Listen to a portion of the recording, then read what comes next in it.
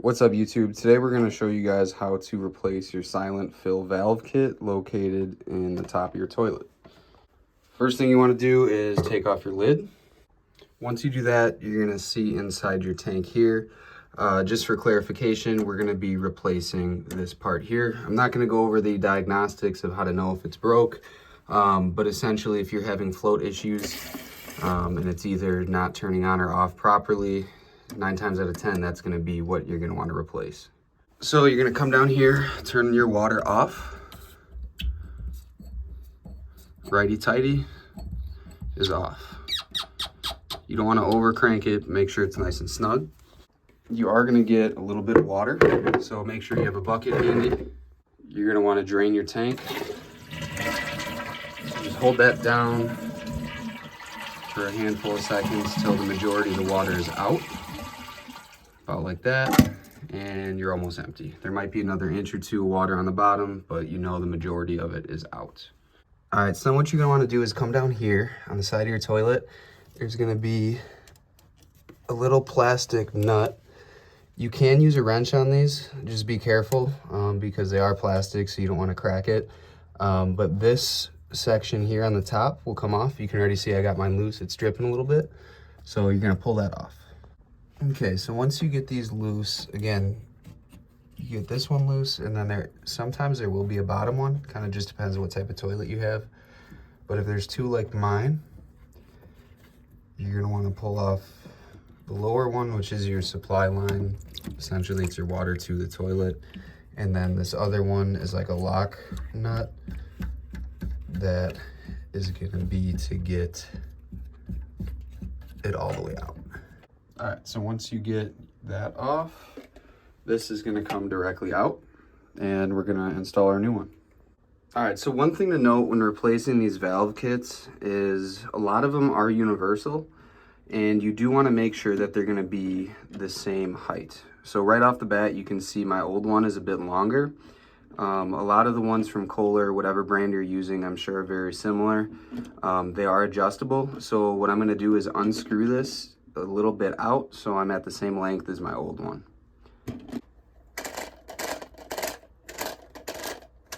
All right, now with that unscrewed, you can see they are very similar in length. Again, it doesn't really have to be perfect, but I would try to get it as close as possible, just so you know that your water line is going to be the same of where it was previously. So your kit probably comes with different hose lines for adapters. Mine had a gray one on, so I'm gonna select the gray one.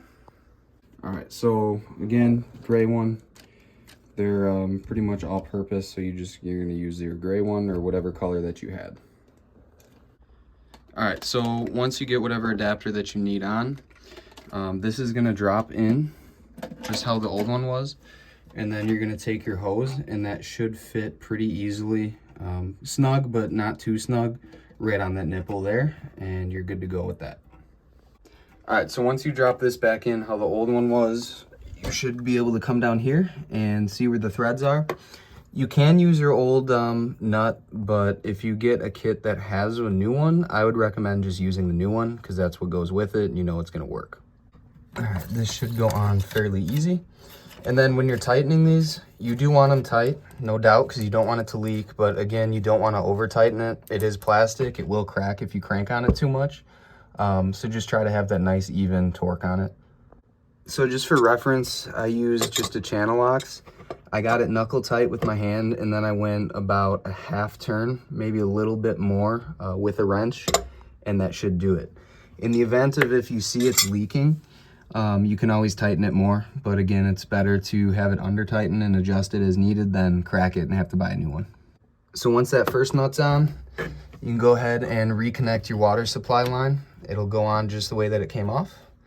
All right, so once both of those are tight to your preference, go ahead and get your water bucket out of the way. I would recommend wiping down everything, get everything nice and dry, so if there is a leak, you can see it right away. All right, so once you have everything dry, go ahead and turn your water back on. And your tank should start filling up. All right, so it's almost filled up. You can see the water line is right to where it used to be. All right, I'm about 1/4 inch lower, but that is okay. My float worked, and let's try flushing it.